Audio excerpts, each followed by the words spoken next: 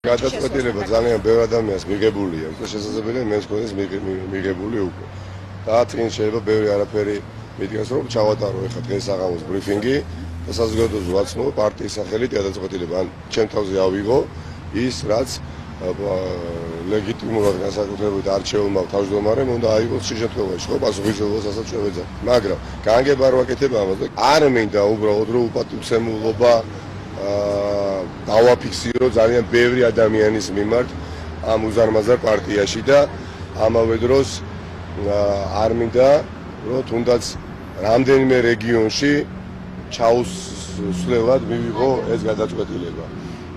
მინდა რომ საზოგადოების რაც შეიძლება ფართო ნაწილთან კონდეს კომუნიკაციის შესაძლებლობა და ამის შემდეგ რა თქმა უნდა გამოცხადდება ეს გადაწყვეტილება, რომელიც იქნება პრაგმატული და რაციონალური.